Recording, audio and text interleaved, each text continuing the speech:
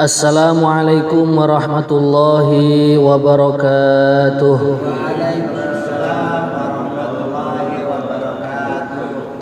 Nahmaduhu wa nusalli wa nusallimu ala rasulihil karim wa ala alihi wa sahbihi wa tabi'ina lahum bi ihsanin ila yaumiddin, amma ba'd. Baik hadirin bapak-bapak yang dirahmati Allah, kita mulai majlis taklim kita tafsir Al-Quran atau terjemahnya Al-Quran sore hari ini dengan bacaan Ummul Kitab, dengan niatan Allah Subhanahu wa Ta'ala selalu istiqomahkan kita di dalam amal agama, dalam iman dan Islam, sampai kita wariskan kepada anak cucu kita sampai hari kiamat. Amin Allahumma amin. Ala hadhihi niyah wa ala kulli niyatin sholihah wa ala niyati masyayikhina al-kiram. Al-Fatihah.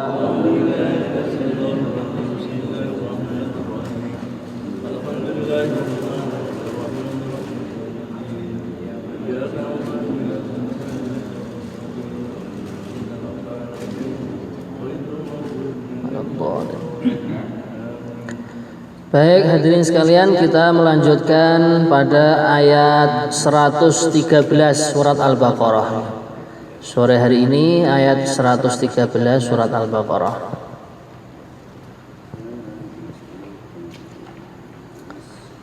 Sampun kepanggih nggih 113. Nggih. أعوذ بالله من الشيطان الرجيم.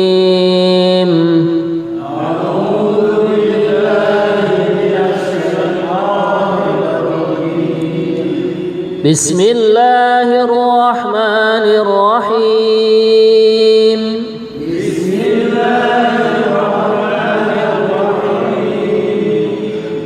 وقالت اليهود ليست النصارى على شيء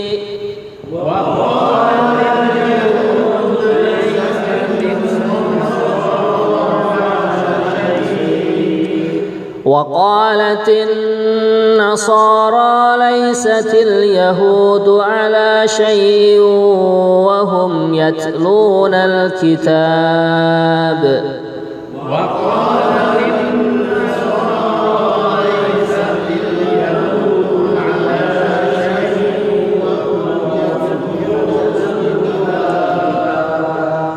كذلك قال الذين لا يعلمون مثل قولهم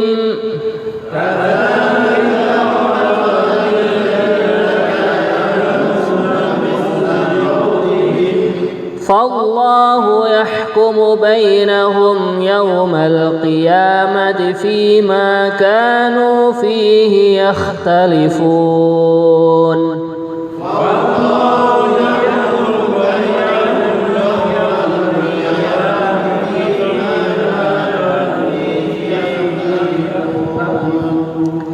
ومن أظلم ممن منع مساجد الله أن يذكر فيها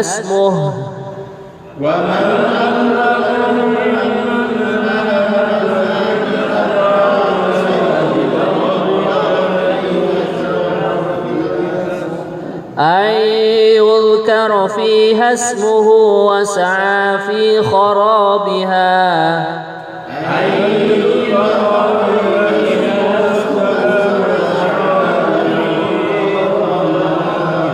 أولئك ما كان لهم أن يدخلوها إلا خائفين.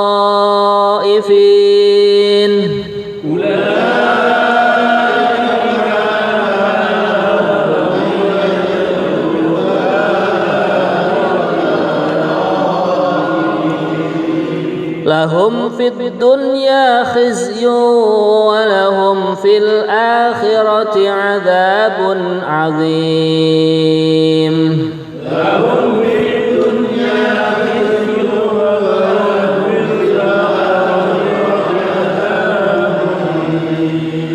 ولله المشرق والمغرب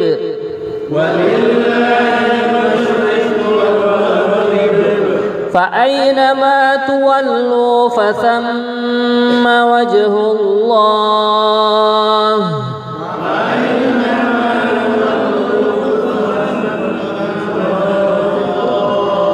إن الله واسع عليم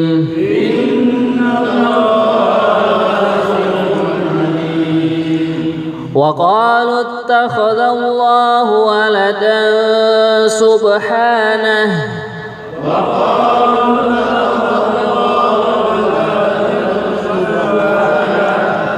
بل له ما في السماوات والأرض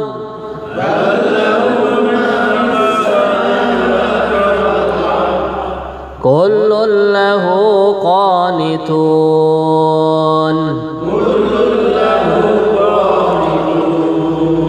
بديع السماوات والأرض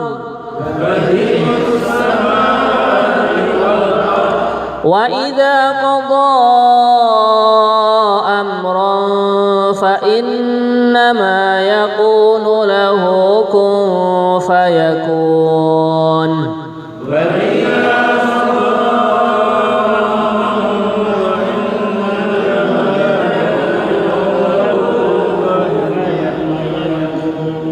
وقال الذين لا يعلمون لولا يكلمنا الله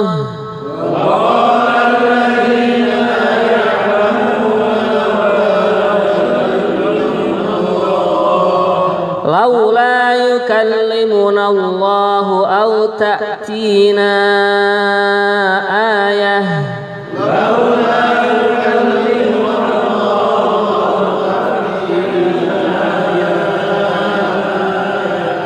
كذلك قال الذين من قبلهم مثل قولهم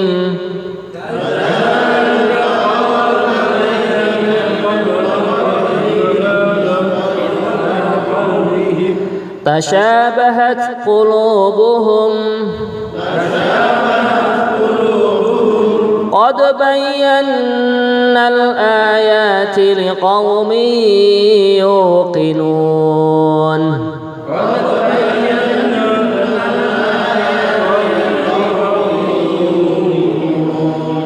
إنا أرسلناك بالحق بشيرا ونذيرا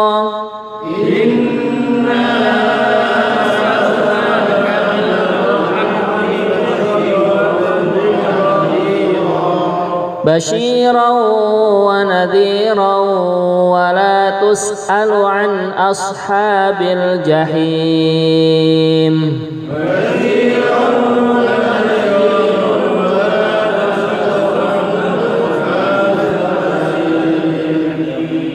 صدق الله العظيم.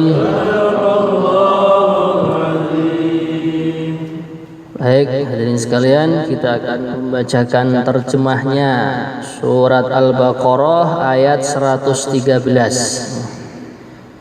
Ingkang wingking sampun kepanggih apa ya? Ya, alhamdulillah. Wa qalatil yahudu laysatin nasara ala syai', dan orang Yahudi berkata, orang Nasrani itu tidak memiliki sesuatu atau tidak memiliki pegangan. Dan orang-orang Nasrani juga berkata, orang-orang Yahudi tidak memiliki sesuatu atau pegangan, padahal mereka membaca kitab. Demikian pula orang-orang yang tidak berilmu berkata seperti ucapan mereka itu. Maka Allah Subhanahu wa ta'ala akan mengadili mereka pada hari kiamat tentang apa yang mereka perselisihkan. Jadi hadirin sekalian, ayat ini yang bunyinya wa qalatil yahudu laysatin nasara ala syai' wa qalatin nasara laysatil yahudu ala syai' wa hum yatluna alkitab. Pertama kita akan menjelaskan sebab turunnya ayat ini. Beliau mengatakan di dalam tafsir sini, An Ibnu Abbas radhiyallahu anhuma qala lamma qadima ahlu Najran minan Nasara ala Rasulillah sallallahu alaihi wasallam atathum ahbarul yahud fatanaza'u inda Rasulillah faqala Rafi' ibn Harmalah ma antum ala syai' wa kafara bi Isa wa bil Injil wa qala rajulun min ahli Najran minan Nasara lil yahud ma antum ala syai' wajahada nubuwata Musa wa kafara bit Taurah fa anzalallah wa qalatil yahudu laysatin nasara ala syai'. Jadi artinya sebab diturunkannya ayat ini ketika penduduk Najran dari orang-orang yang beragama Nasoro atau Nasrani ya, mereka datang sowan kepada baginda Rasulullah sallallahu alaihi wasallam. Di waktu yang sama para pendetanya orang-orang Yahudi juga sowan kepada baginda Nabi. Nah, akhirnya mereka engkel-engkelan di sisi Rasulullah itu. Nah, maka salah seorang dari kaum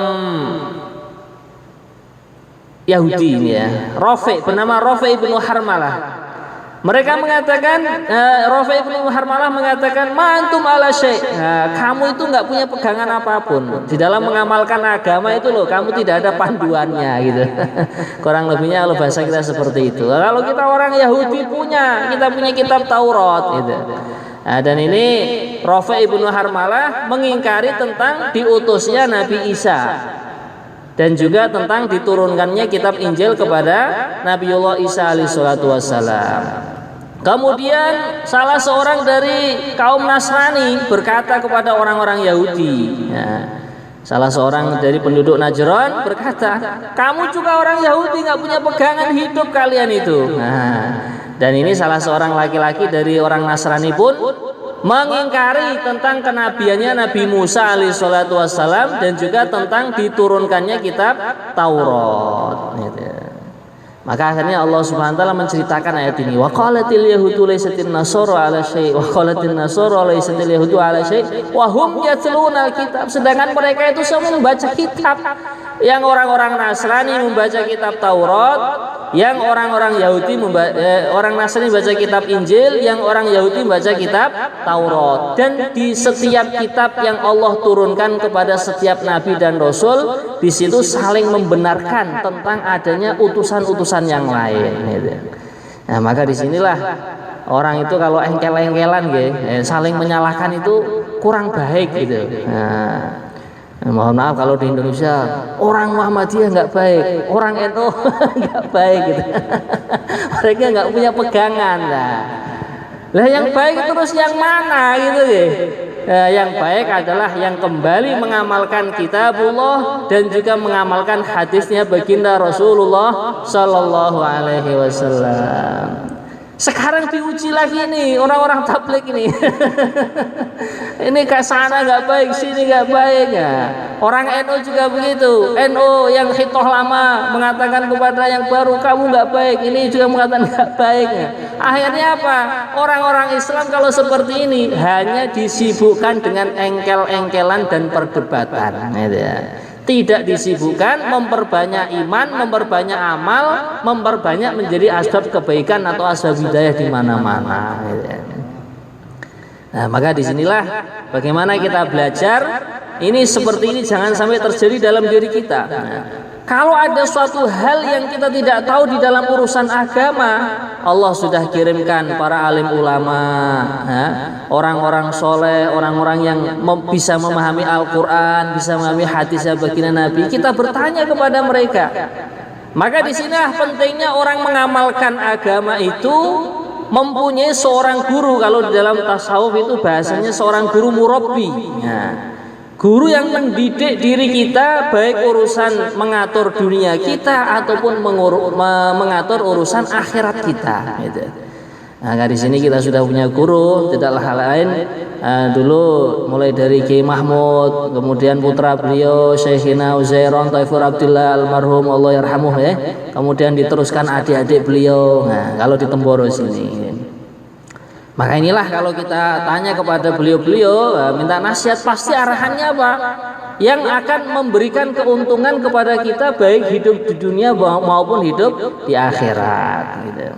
Maka di sini Allah menjelaskan kadzalika qala alladzina la ya'lamuna mithla qaulihim. Lah, engkel-engkelan atau perdebatan antara orang Yahudi dan Nasrani ini pun diucapkan oleh orang-orang yang tidak mengetahui tentang ilmu agama gitu.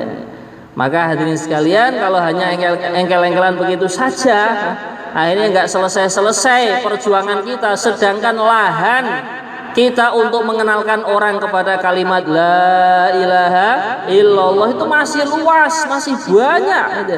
Kita lihat saudara-saudara muslim kita yang jauh dari masjid, jauh dari mengamalkan agama, jauh dari mengamalkan sholat 5 waktu.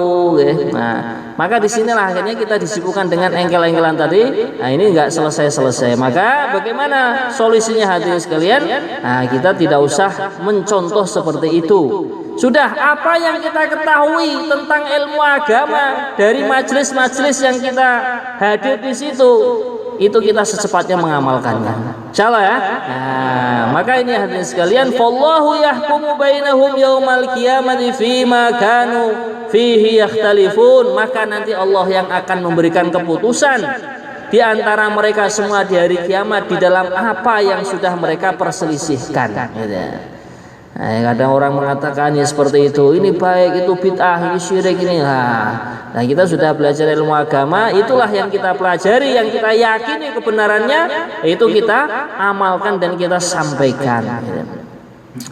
Kemudian ayat berikutnya hadirin sekalian, ayat 114, wa man aghlamu mimman mana'a masajidallahi ayyudhkara fiha ismuhu wa sa'a fi kharabiha ulaika ma kana lahum an yadkhuluha illa khaifin lahum fid dunya khizyu wa lahum fil akhirati adzabun adzim, yang artinya, dan siapakah yang lebih zalim daripada orang yang melarang di dalam masjid-masjid Allah untuk menyebut namanya dan berusaha merobohkannya. Mereka itu tidak pantas memasukinya kecuali dengan rasa takut kepada Allah. Mereka mendapat kehinaan di dunia dan di akhirat mendapatkan azab yang benar, azab yang berat, bukan benar ya ini.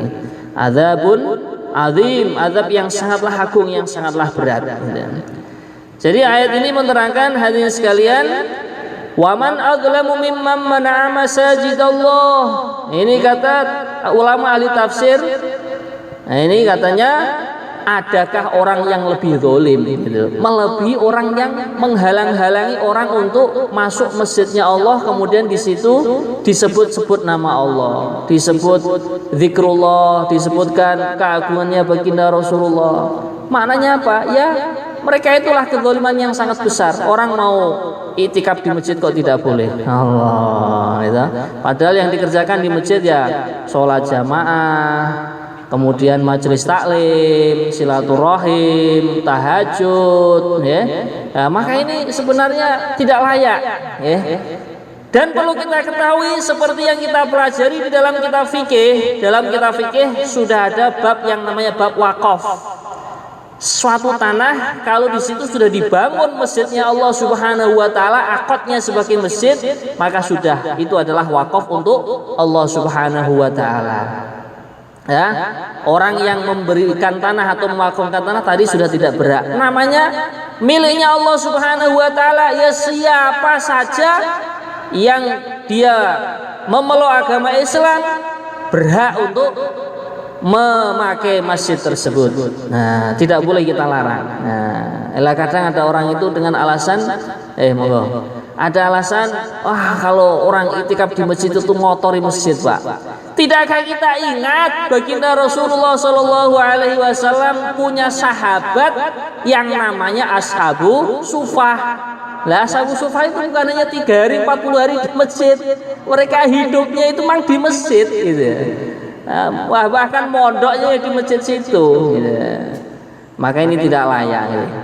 Tapi walaupun begitu, disadari ataupun tidak disadari, amalan-amalannya teman-teman jamaah tabligh itu ya sekarang itu ditirukan, Pak. Ya, sekarang ada Jumat berkah. Nah, dulu kan kita di wodo istilahnya yang Jawa ngene apa, dicela lah. Orang kok makan di masjid ya, sekarang malah pada niru-niru kalau habis subuh ada subuh berkah, ada Ahad berkah subuh itu kan. Jumat berkah, habis Jumatan makan bareng. Nah, makanya inilah apabila kita yakini suatu kebaikan ya memang kebaikan, kita jalani terus begitu. Orang senang nggak senang, orang ridho nggak ridho, yang penting ini kita yakini perkara yang hak, perkara yang benar, dan ada dalilnya dari Al-Quran, ada dalil dari hadisnya baginda Nabi, ada dalilnya dari ijma qiyas dari ulama-ulama yang soleh, kita kerjakan gitu. Nah, maka ini kita tidak boleh kok orang mau masuk masjid kok dilarang. Nah, maka ini juga mungkin ya kita kalau diberi tanggung jawab misalkan takbir masjid dan lain sebagainya begitu ya, layaknya masjid itu malah dibuka 24 jam ya. Bukan malah masjid kok malah dikunci gitu. Nanti takut disalahgunakan dan bagaimana. Maka dari itu pentingnya menghidupkan amal masjid 24 jam.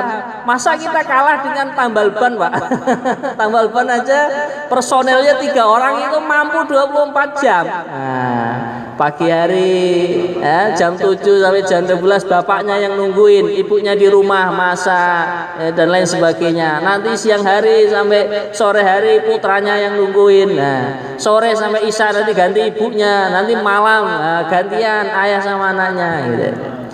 Nah, maka inilah hadirin sekalian, bagaimana orang yang termasuk kezolimannya adalah besar, bahkan mungkin tidak ada kezoliman yang lebih besar daripada itu, melebihi orang yang menghalang-halangi orang untuk masuk ke dalam masjidnya Allah, kemudian di situ dibuat majelis zikrullah. Bahkan orang-orang yang zalim di sini yang dikatakan kezoliman yang sangat besar, wasa'a fi kharabiha.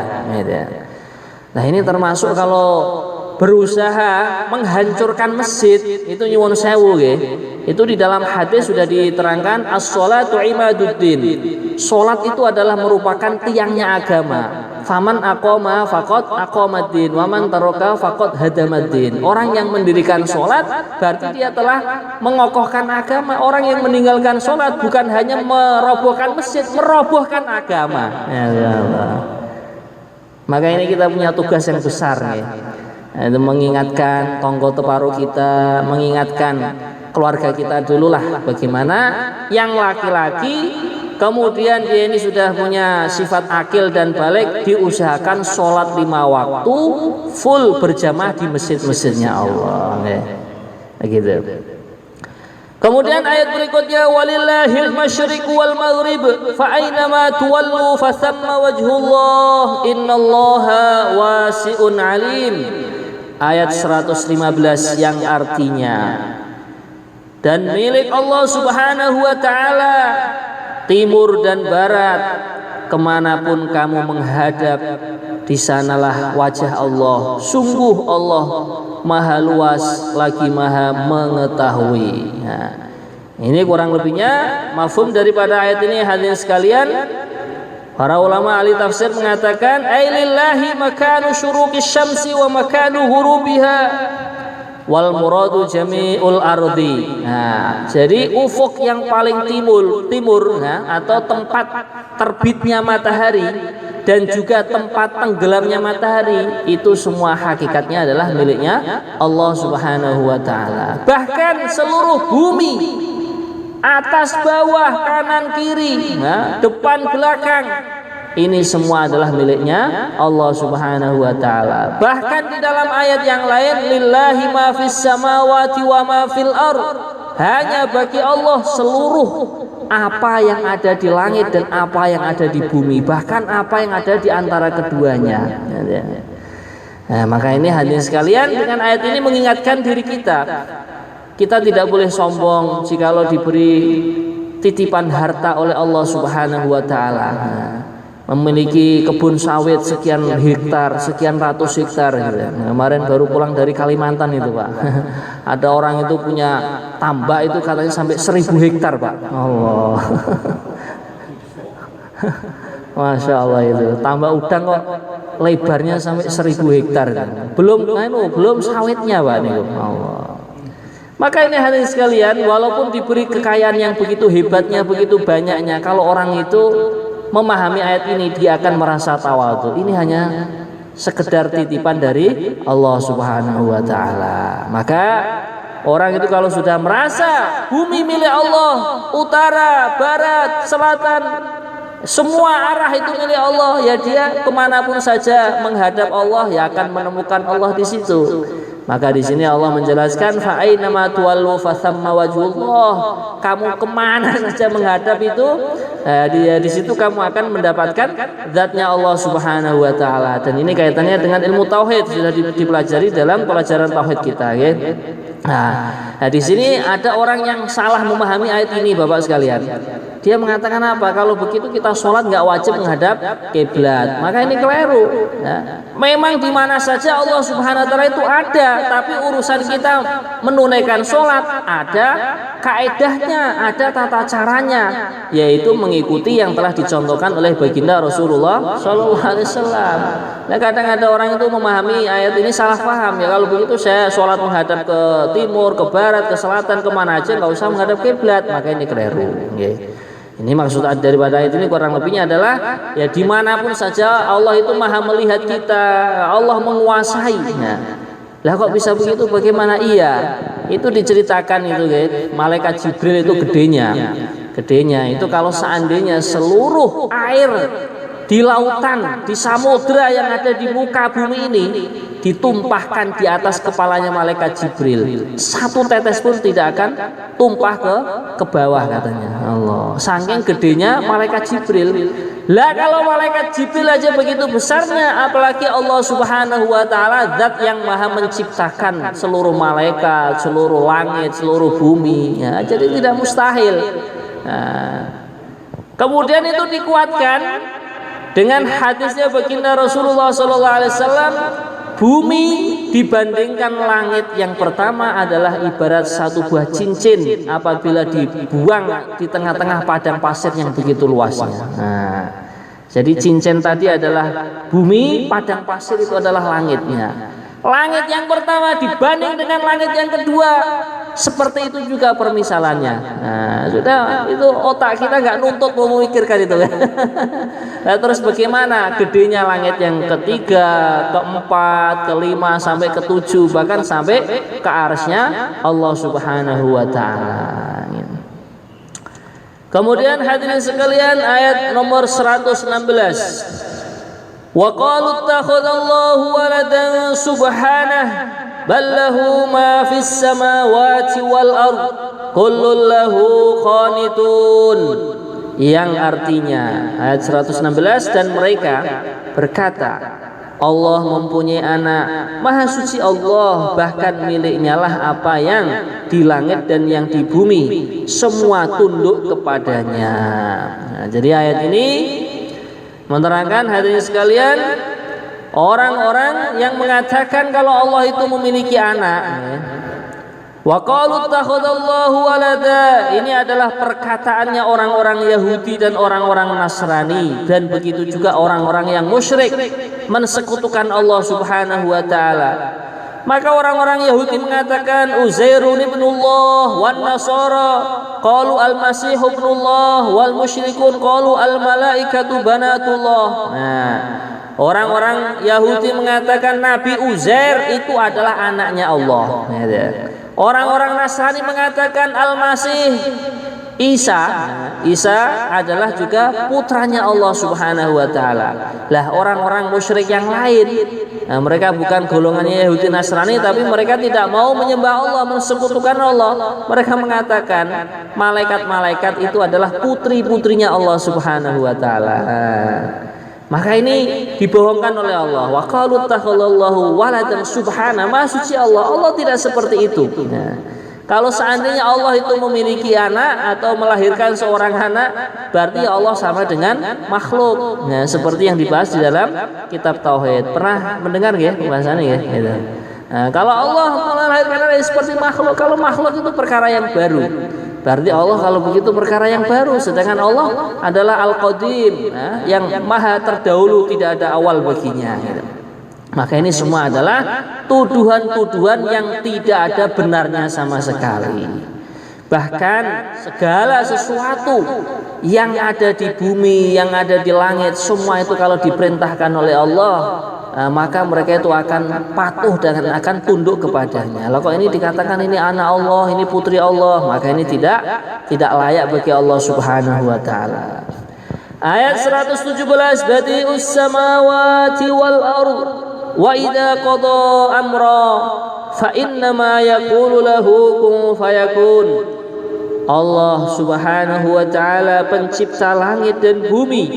Apabila Dia Allah hendak menetapkan sesuatu, Dia hanya berkata kepadanya, jadilah, maka jadilah sesuatu itu. Nah, ini Allah Subhanahu wa taala yang menciptakan langit, yang menciptakan bumi yang begitu besarnya, maka ini tidak layak kalau dinisbatkan Nabi Uzair yang begitu kecil, salah seorang hamba Allah yang bernama Nabi Uzair kok dikatakan anaknya Allah. Al-Masih Ibnullah, Nabi Isa kok juga anaknya Allah. Maka ini tidaklah layak. Allah itulah yang maha besar, menciptakan langit dan bumi lah, kok malah mempunyai anak-anak yang kecil itu. Nah, maka ini tidak layak gitu. Begitu juga kalau orang-orang musyrik mengatakan para malaikat kok itu putri-putrinya Allah, ini juga tidak layak, seperti perbandingan yang sudah kita terangkan tadi. Walaupun malaikat Jibril juga keterangannya adalah begitu besar tubuhnya, badannya, tapi dibanding langit yang pertama, yang kedua, ketiga juga tidak ada bandingannya apa-apa. Apalagi dibanding arsy-Nya Allah Subhanahu wa taala. Maka ini hadirin sekalian, apabila Allah menghendaki untuk menciptakan sesuatu atau memutuskan sesuatu, ini jadi, maka langsung jadi. Sebagaimana api yang menurut kebiasaannya, menurut tabiatnya dia membakar, tapi ketika diperintahkan oleh Allah Subhanahu wa taala, api yang akan membakar Nabi Ibrahim, ya narukuni bardan wa salaman ala Ibrahim, langsung api yang begitu besarnya, yang begitu hebatnya, dahsyatnya, itu satu helai bulu pun tidak terbakar dari tubuhnya Nabi Ibrahim, karena memang api itu sudah didhawuhi oleh Allah, kunu bardan wa salaman ala kunu, ya narukuni bardan wa salaman ala Ibrahim. Wahai api, jadilah kamu itu dingin dan menyelamatkan untuk Ibrahim. Maka akhirnya api itu didhawuhi Allah dua perkara, bardan wa salaman, kamu jadilah dingin dan menyelamatkan. Akhirnya apa? Itu di dalam kitab tafsir ada yang menerangkan bahwasanya menyelamatkan Nabi Ibrahim bukan hanya sekedar tidak membakar, bahkan di kobaran api yang begitu dahsyatnya Allah hantarkan buah-buahan dari surga. Itu istrinya Namrud itu melihat Nabi Ibrahim sedang makan buah-buahan yang Allah tumbuhkan langsung dari surga. Akhirnya apa? Istri Namrud ingin mencicipi makanan itu juga. Nah, ini beda. Ini api didhawuhi oleh Allah untuk dingin dan menyelamatkan untuk Ibrahim, bukan untuk istrinya Namrud. Akhirnya istrinya Namrud nyemplung, ya kebakar dia. Maka disinilah Allah Maha Kuasa, Allah Maha Mampu. Satu perkara untuk seseorang menyelamatkan, untuk seseorang mencelakakan. Maka inilah keajaiban atau keagungan Allah Subhanahu wa taala. Apabila berkehendak ingin menciptakan sesuatu, cukup Allah mengatakan kun, jadilah kamu, fayakun, maka hal tersebut akan jadi juga. Berikutnya ayat 118, wa qala alladziina la ya'lamun laula yukallimunallahu aw ta'tina ayah, yang artinya, dan orang-orang yang tidak mengetahui berkata, mengapa Allah tidak berbicara dengan kita atau datang tanda-tanda kekuasaannya kepada kita. Demikian pula orang-orang yang sebelum mereka telah berkata seperti ucapan mereka itu, hati mereka serupa, sesungguhnya telah kami jelaskan tanda-tanda kekuasaan kami kepada orang-orang yang yakin. Nah, jadi hadirin sekalian, ayat ini kurang lebih maksudnya di sini menjelaskan Mathalu hadzal batil asyani qala al-mukadzibun min aslafihim li rusulihim. Ayat sebelumnya ya. Wa qala alladziina la ya'lamun al-murad bihim jahalatul musyrikin wa hum kuffaru Quraisy. Orang-orang bodohnya kafir zaman baginda Nabi, orang-orang kafir Quraisy ini mengatakan, laula yukallimunallah. Nah, ini seandainya Allah berbicara langsung kepada kita, itu lebih baik. Kenapa kok dilewatkan Muhammad gitu ya? Nah, itu kurang lebihnya begitu. Kenapa kok Allah tidak langsung berbicara kepada kita? Au ta'tina ayah, atau Allah langsung memberikan tanda-tanda kekuasaannya, keagungannya, kebesarannya kok tidak diberikan kepada kita secara langsung? Kenapa dilewatkan yang namanya Muhammad itu? Maka ini hadirin sekalian, kadzalika qala alladziina min qablihim mitsla qaulihim. Ya, ini juga yang dikatakan orang-orang terdahulu, bukan hanya orang-orang musyrik di kalangan orang-orang Quraisy saja. Orang-orang musyrik dari nabi sebelum-sebelumnya juga mengatakan seperti itu. Nah, maka ini adalah perkataannya orang yang jahalah, orang yang bodoh. Sebenarnya kalau orang itu mau meneliti keagungan Allah, bukan hanya di sekeliling kita, di dalam tubuh kita sendiri terus sudah banyaknya nggak karu-karuan gitu. Nah, bagaimana diri kita dari kecil, bahkan dari tidak ada sekarang menjadi ada. Nah, setelah itu kita lihat bagaimana rambut-rambut yang ada di dalam tubuh kita.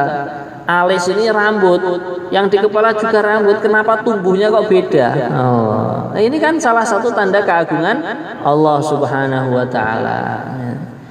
Kita lihat alam sekeliling kita, ya. Ini lagi musimnya durian. Nah, kita kalau itu diduduk itu ya, digali bawahnya durian itu nggak ada yang namanya itu gula madu di situ, nggak ada. Kenapa durian kok rasanya manis? Dari mana datangnya manis? Dari Allah. Nah, ini juga lagi musim pelem atau mangga ya. Nah, di dalam itu pohon mangga itu nggak ada cat yang warnanya hijau, kuning. Lah itu pohon mangga itu buahnya itu ya, satu buah itu ada berapa warna? Peloknya warnanya putih, kemudian buahnya warnanya kuning, kemudian kulitnya warnanya hijau. Nah, ini lah kok masih mengatakan kalau Allah, kenapa Allah kok tidak mendatangkan tanda-tandanya kepada kita secara langsung? Maka di sini para ahli tafsir mengatakan jahalah mereka itu orang-orang bodoh, memang tidak mau berpikir tentang keagungan Allah Subhanahu wa taala. Maka di sini Allah Subhanahu wa taala berfirman, qad bayyannal ayat liqaumi yuqinun. Sungguh aku tuh sudah menjelaskan tanda-tanda keagungannya Allah, tanda-tanda wujudnya Allah itu sudah aku jelaskan. Cuman yang memahami liqaumi yuqinun, untuk orang-orang yang memang memiliki sifat yakin kepada Allah. Lah orang-orang yang mempunyai sifat ragu-ragu tentang wujudnya Allah, ragu-ragu tentang keesaan Allah, keagungan Allah, maka mereka mengatakan seperti itu. Kita kenapa kok tanda-tanda keagungan Allah enggak diberikan kepada kita secara langsung gitu. Maka kita selalu berusaha untuk meyakinkan wujudnya Allah, maha dahulunya Allah, maha menciptakannya Allah gitu. Sehingga ulama juga, para alim ulama memberikan contoh doa kepada kita. Allahumma inna nas'aluka imanan kamila. Ya Allah, saya minta kepada Engkau iman yang sempurna, kemudian wa yakinan shadiqah, yakin yang mantap gitu. Tidak ada ragu-ragunya tentang wujudnya Allah Subhanahu wa taala gitu. Kemudian hadirin sekalian, ayat berikutnya 119. Inna arsalnaka bil haqqi basyiran wa nadhira. Basyiran wa nadhira wa la tus'alu an ashabil jahim. Sungguh kami telah mengutusmu Muhammad, wahai Muhammad, dengan kebenaran sebagai pembawa berita gembira dan pemberi peringatan, dan engkau tidak akan diminta pertanggungjawaban tentang penghuni-penghuni neraka. Jadi hadirin sekalian, ayat ini mengokohkan juga ayat yang sebelumnya. Selain Allah Subhanahu wa taala sudah menjelaskan tanda-tanda keagungannya, tanda-tanda keesaannya, tanda-tanda kesempurnaan sifat-sifat Allah kepada orang-orang yang mempunyai sifat yakin. Allah juga sudah mengutus baginda Nabi Muhammad SAW kepada umat ini untuk menjelaskan kepada umat ini bagaimana keagungan Allah. Nah, maka baginda Nabi untuk orang-orang yang beriman adalah basyira, memberikan kabar gembira, wahai umatku, kalau kamu mau iman kepadaku, iman kepada Allah, jaminannya adalah masuk surga. Nah, surga itu kenikmatan yang luar biasa, Pak. Nah, kemarin pasti itu safar dakwah itu sengaja itu saya minta mandi di mana itu, di pantai itu. Merasakan asinnya itu air laut itu. Karena kita sering mendengar berita itu penduduk surga itu kalau seandainya diizinkan oleh Allah untuk meludah, ya, sekali saja meludah itu langsung air lautan yang begitu asinnya berubah menjadi manis, lebih manis daripada madu. Allah, itu kalau bidadari ludahnya begitu manisnya, Allah. Nama malah bibir dan lidah yang mengeluarkan. La ilaha illallah, masya Allah. Ben mboten ngantuk asline niki. Iya. Maka itu memang betul-betul asin itu, Pak, air laut, nggih. Apalagi ketika nyelam ke dalam gitu, pakai kacamata bisa melihat keindahan laut, masya Allah. Kemudian di sini Allah Subhanahu wa taala mengatakan baginda Nabi adalah wanadhiro, memberikan peringatan. Nah, orang-orang yang tidak mau iman kepada Allah, tidak mau iman kepada baginda Rasulullah, mereka diperingatkan bahwasanya nanti akhir kalian ya akan masuk ke dalam api neraka. Naudzubillah min dzalik. Kemudian diterangkan wala tusalu an ashabil jami'ah, Muhammad, kamu sudah menyampaikan agama, kamu sudah menyampaikan iman kepada umatmu.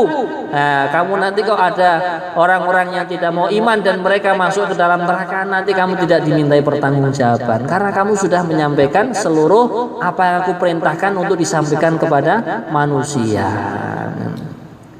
Maka inilah sekalian, semoga pelajaran tafsir kita mulai 113 sampai 119 semoga bermanfaat insyaallah ya. Amin. Nggih, monggo yang mau bertanya. Nggih.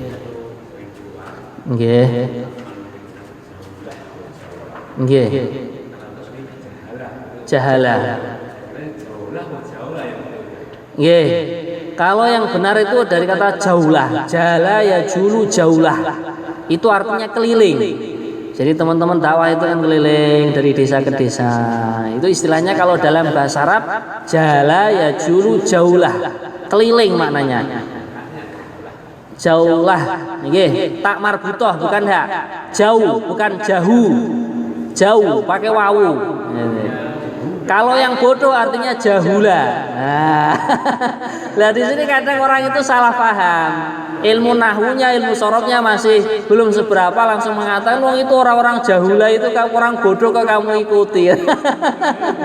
Orang-orang jahil katanya itu. Jadi itu memang mirip-mirip Bapak ya. Kalau jahula artinya bodoh, kalau jaulah itu artinya keliling. Nah, pakai wawu. Jadi kita maksudnya keliling itu belajar silaturahim, menyebarkan kasih sayang, menyebarkan salam gitu ya. Nah, keliling untuk mengingatkan diri kita, tetangga kita untuk sholat di masjid gitu. Nggih, baik. Ada lagi yang bertanya, Pak? Nggih, monggo. Nggih. Apakah sholat itu harus lurus dengan apa namanya? Nggih. Sekedar kita menghadap kiblat. Nggih. Itu sudah dijawab di dalam kitab fikih, cuman ya kita jawab lagi di sini enggak masalah. Itu ada dua pendapat, Pak. Ada yang mengatakan menghadap lurus ainul kiblah. Ada yang mengatakan ila jihatil kiblah. Nah, kita mengambil pendapat yang kedua ini, ke arah kiblat. Kalau ke ainul kiblah, ke zatnya kiblat itu sulit. Apalagi kita dari Mekah kan jauh. Nah, maka sebagian ulama mengatakan kalau sholat kita di sampingnya Ka'bah ya, atau di sekeliling Ka'bah berputar itu, yang ada shopnya berputar itu, ya harus, karena memang kita melihat Ka'bah secara langsung.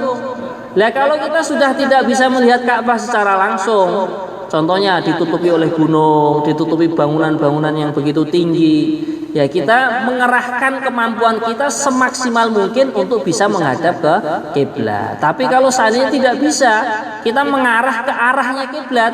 Kalau kita orang Indonesia, arahnya kiblat adalah ke barat, maka ini sudah dikatakan sah. Salatnya dikatakan sah atau diterima oleh Allah Subhanahu wa taala.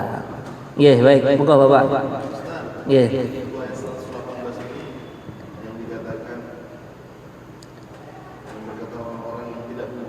Nggih. Nggih. Nggih, di sini kalau melihat ayatnya memang ayatnya kan turunnya ketika di zamannya baginda Nabi ya. Nah, itu memang menerangkan orang-orang bodoh di zaman itu. Nah, cuman karena Al-Qur'an ini bukan hanya untuk para sahabat atau kafir Quraisy saja waktu itu, ini sampai akhir zaman, ini ya untuk keseluruhan. Orang-orang yang tidak tahu, mereka menuduh-nuduh, ya kan? Menuduh begini begitu, Allah begini begitu. Nah, maka inilah pentingnya orang Islam itu selain dia ini mengamalkan agama juga belajar supaya menghilangkan kebodohan-kebodohan itu. Nggih, seperti itu nggih. Nggih, baik. Monggo, Pak. Nggih. Sudah masjid-masjid yang sudah terbangun. Nggih. Nggih. Itu berarti sholatnya yang sekarang kan ditanda Ka'bah agak miring. Nggih. Tidak perlu. Sebenarnya tidak perlu. Cuman itu kenapa kok ditandai lakban, misalkan masjidnya akhirnya mojok niku nggih miring itu. Mungkin ketika awal membangun masjid itu keliru di dalam menentukannya. Ini kurang, itu ada ilmunya, Pak. Nanti kalau di dalam fikih ilmu falak namanya. Nah, itu dipadukan antara sinar matahari, kemudian ada kalau sekarang yang pakai kompas lah. Kalau kita datang lebih mudahnya ke Kemenak atau Kementerian Agama, di sana sudah ada orang-orang yang khusus untuk menentukan kiblat itu. Kita sebagai orang yang tidak berpengetahuan dalam bidang itu ya sudah kita manut sama dia aja. Nah, nanti kalau toh dia keliru, ya dia bertanggung jawab gitu. Tapi insya Allah mereka punya punya kaidah-kaidah gitu ya. Bagaimana cara menentukan arah kiblatnya suatu masjid gitu. Nah, seperti di Manis Rejo sendiri itu kan dulu bangunnya keliru. Nah, akhirnya shopnya dibikin miring gitu. Nggih, kurang lebihnya begitu. Nggih, ada lagi bertanya? Nggih, monggo ya. Yang kami tanyakan tentang agama Kristen yang di sini disampaikan terjadi perselisihan antara orang Yahudi dan Nasrani. Nggih. Yang kami tanyakan penyebab mereka akhirnya imannya menjadi melenceng. Nggih. Nabi Isa dijadikan Tuhan. Nggih. Atau Uzair dijadikan anak Tuhan juga. Nggih. Apakah nabi-nabi itu tidak punya ulama-ulamanya yang meneruskan risalah kenabian? Nggih. Itu mereka punya, Pak. Kenabian itu berlanjut terus sampai diturunkannya baginda Nabi Muhammad.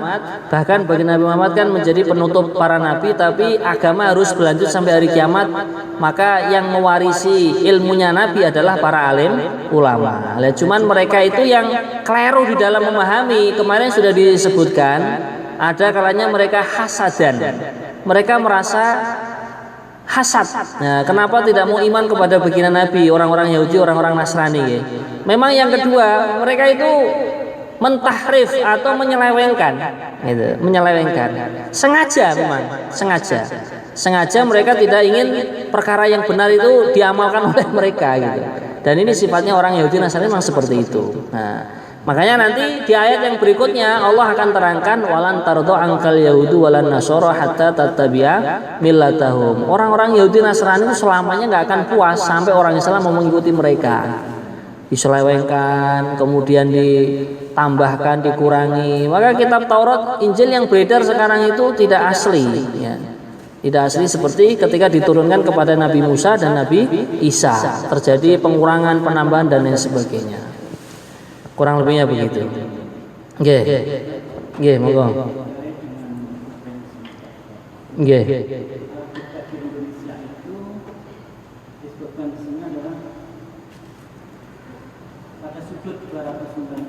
Nggih, nggih. Bukan arah barat ya. Nggih, nggih.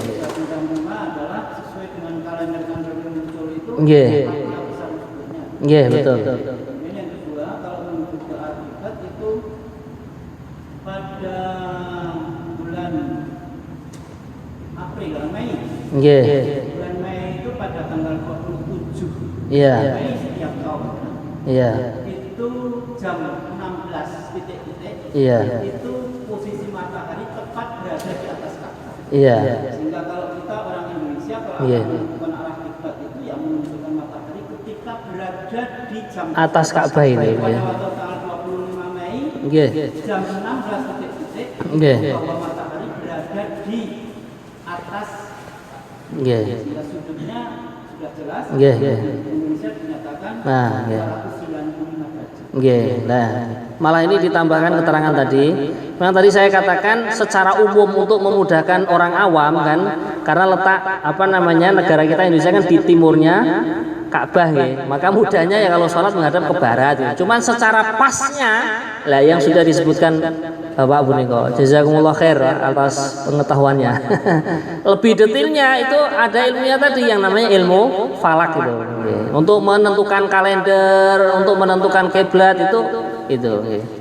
Nah ini kalau di sekitar sini yang ahli falak itu masih familinya Kiai di desa Geplak sana. Itu masih menjabat di Kemenak Kendal kalau nggak salah, Pak Ansori namanya. Nah itu beliau anu nggih. Nggih. Kita menunjukkan arah kiblat itu sudah sangat sederhana. Nggih, karena ada aplikasinya itu nggih. Nggih, betul. Niku tengah aplikasi napa Bapak? Ya, selama kita klik sudah kompas, sudah akan muncul. Langsung muncul nggih. Ya, nggih. Nggih, baik. Nggih, ada lagi bertanya? Kompas digital lah saya. Kompas digital nggih. Itu kalau dengan cara bodoh nih istilahnya. Ke barat saja itu sah tidak? Nah itu tadi kalau apa namanya kita nggak tahu, misalkan di tengah-tengah laut, kemudian di tengah-tengah hutan.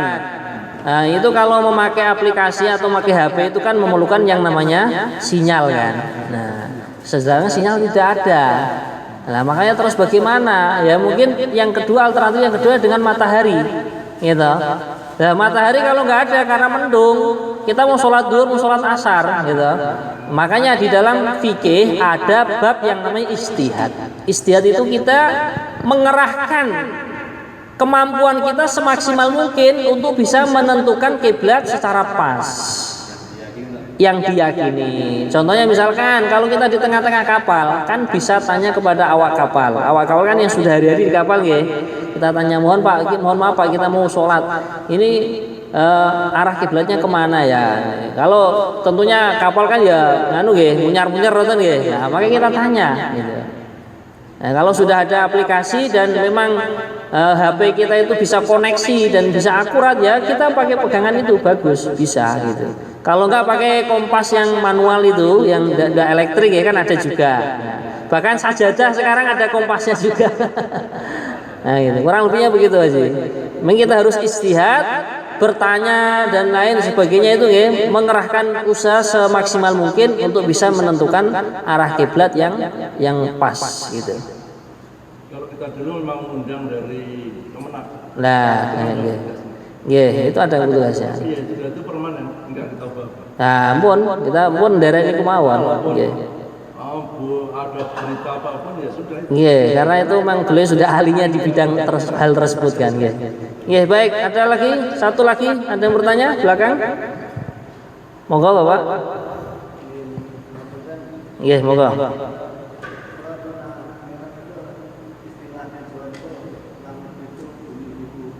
Nggih.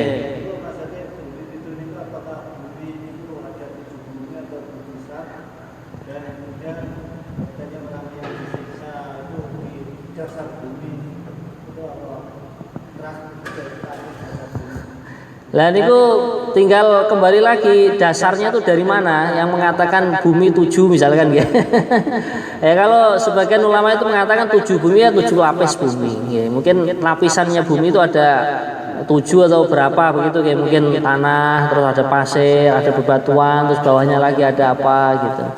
Kalau langit memang di dalam Al-Qur'an jelas itu sab'a samawat itu, 7 langit gitu.